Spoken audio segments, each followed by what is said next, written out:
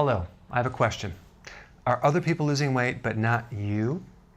I wanted to create a video for those individuals that no matter what they do, they just can't lose weight. For those people that actually don't have the discipline, they don't have the willpower. You know, sometimes I'll put a video out, a success story, that doesn't necessarily motivate them. It kind of just pisses them off because they're not losing weight and other people are. So this video is not for the person that can do it easily. It's for the person that needs some additional help. It needs, we need to break it down so it's really, really easy, because what happens is the way you build your confidence is through seeing change. And this video is for those people that have a lot of losses stacked up, and no matter what they do, it just is not working and they just can't stick to it. All right? Or maybe they can't even get started. So we're going to talk about how to make it easier and how to make it more gradual so there's less pain and suffering trying to lose weight as compared to what's typical of starving yourself and depriving yourself. So let's go through some points. Number one, we want to focus on what to do, necessarily not what not to do. Like people are saying, oh, you just have to avoid this and this and this, and it gets really overwhelming. So what to do? What can you do? Well, the first thing I want to talk about is putting in the pleasure foods, keeping these pleasure foods around the house versus avoiding them, because that seems to be the biggest challenge with people. Like, now I can't eat something that gives me pleasure. So I have a lot of videos.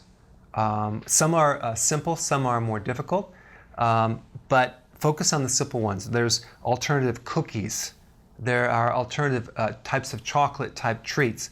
There's like cakes and different things like that you can make, or you can just buy things like this. Like, take a look at this.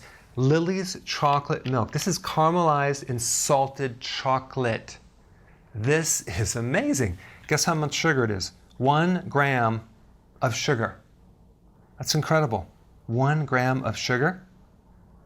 This is something you can consume. So that way you have it in the house, you're not depriving yourself, it's something you can use as a go-to. And I like to dip it with peanut butter. It's like a peanut butter cup. Chocolate caramel salted with peanut butter. It's awesome, awesome. There's also some Lily's chocolate chips that you can drop into peanut butter and consume that as well at the meal, just to make it so you feel like you're getting something. So that's number one. All right, don't deprive, focus on what you can do. I think that's going to be really a key strategy in having around the house so you can do it. All right, number two, we want to make these steps more on a gradual, easy stair-step way into doing this. The hard thing that people have an issue with is the intermittent fasting, like depriving yourself of to 1 meal a day. For some people, it's really hard. Some people can do it very easily, but until the cravings go away, you're going to need to do it very gradually. So when I talk about starting with 3 meals a day and then going to 2, some people cannot even start with 3 meals a day. So we're going to start with 4 meals a day, okay? So we do 4 meals a day, and then you're eating another meal at night as a snack. So if you can do that, that would be awesome. If you need to add the snack like between lunch and dinner, that's fine.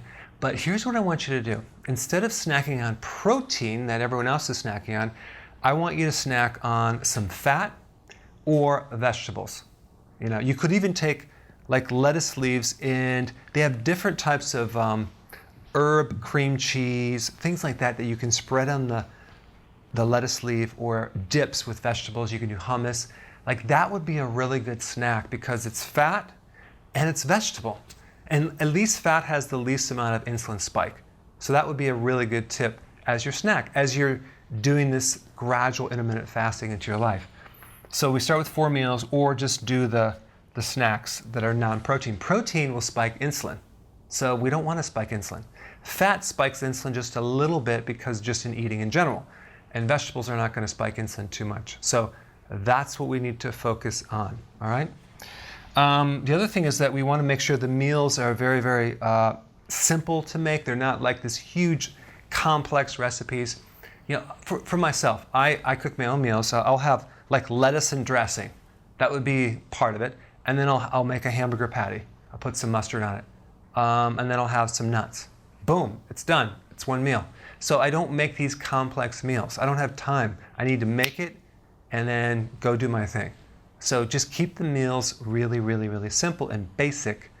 Now, electrolyte powder, the reason why I'm bringing this up because a lot of people actually find this very helpful to make it easy, and they depend on this when you drink this electrolyte powder. It's sweet, there's no sugar in it. It has a ton of potassium, so it instantly reduces cravings, and it allows people just to go on a lot longer. And actually, on a physical level, it does reduce the need for insulin. So it's a really good go-to thing as a drink or a shake, a sweet drink that just makes it easier. And any type of green drinks are good. Now, the next thing I want to talk about is you want to differentiate the most important things versus the trivia. Because if you're spending all your time doing the wrong things or things that are not going to make a big difference, you're just spinning your wheels. It's not worth it. So I'm going to jump right to the trivial first. The trivial things are counting your steps with a pedometer. That is the biggest waste of time because adding some more steps to the day, burning a couple more calories, is not going to add up to anything significant at all. In fact, if we were just to take exercise, I mean, it spends you spend a half hour or an hour a day exercising. That's a tremendous amount of time and investment. Realize that's only going to contribute to 15% of your overall improvements in weight loss. That's as much as you're going to do. It's 85% of it is going to be eating. So 15%. So if you're going to invest an hour a day, I would rather take that hour and put it into some other things like planning out what you're going to eat, focusing on getting the right meals versus wasting time exercising. Now, I'm not saying don't do it, but the point, if you were to weigh it out, exercise is not going to be the big thing that's going to turn things around as fast as you would like them. Okay, so counting steps is a waste of time. Counting calories is a waste of time because we're not talking about a calorie is a calorie. Calories differentiate from one thing to another. So if you have carbohydrate calories versus fat calories, carbohydrate calories turn into fat because they spike insulin. Fat calories mistakenly don't necessarily turn into fat unless you consume a lot of them, but the point is it doesn't raise insulin, and what we're trying to do is fix insulin. Fixing insulin is going to lower your set point, so the point where you're not going to plateau anymore, so you can keep going lower and lower and lower with your weight. So I wouldn't waste your time counting calories. It's not going to be the thing that's going to help you. That's why I like Weight Watchers. There's not a lot of successful people long term that I know with Weight Watchers because it's all about counting calories, but not necessarily specific calories. I know they are switching to a different point system, but still they allow too many carbs. So if we go to the vital, one of the most important things is the hidden little sugars. A little bit of fruit here, a little bit of sugar there. Sugar in your foods, your coffee, and the meals that you eat going out to restaurants and having this hidden sugar, or even the breads and pasta. That right there, if we can cut that out and replace it with something healthy, that would be what you need to invest your time in, because that'll make a significant difference versus counting calories. So now the other thing is adding more fat. If you were to do a lean steak and salad with your meals, it would be really hard to lose weight because you're going to be hungry all the time. You need the fat to be satisfied so you can go to intermittent fasting. Intermittent fasting is actually more important than even what you eat, because when you don't eat, you're actually giving your body a chance to really drop that insulin. And the problem is, let's say you do a ketosis diet and you're eating fat, moderate protein, and vegetables. Well, the fact that you're eating, you're stimulating insulin to some degree. But intermittent fasting, you're lowering insulin. But to do this, we need the fat. So don't have this idea that you need to deprive yourself of fat. We want the fat. Avocado. Avocados are very expensive. And I don't even recommend you get the organic avocado because a lot of the pesticides, they can't get through that shell. They're not going to absorb through the avocado. So you can get away with commercial avocados. Go to a regular place that you can get a special 10 for $10. That would be a great deal. Get 10, and now you got your avocados, and now you can start having avocados 1 or 2 a day. That would really, really help you because it's a really good fat. Peanut butter, make sure there's no sugar. You can have that as your go-to, as your fat. Butter, cook with butter, put it on your egg yolks. salad dressing, olive oil, or just nuts. We want to keep that fat with the meal so you don't ever feel deprived. Sometimes you have to really shift a person's viewpoint on this fat thing because they're so concerned about fat calories. But look where it's got them. It's got them in a situation where they have no more metabolism left.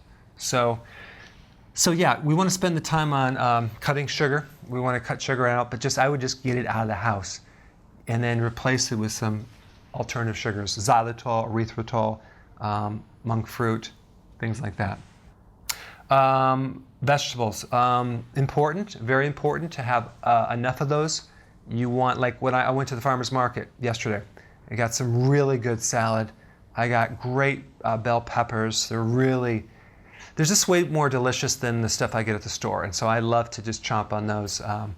So that's really important. And then if you don't like making salads, just make a shake with the kale, freeze it, cup of berries, blend it together, drink your shake. You can fill the whole thing up with water and then drink one now and then the other one in an hour or later in the day. Keep it in the fridge. So again, these are the most vital, important things.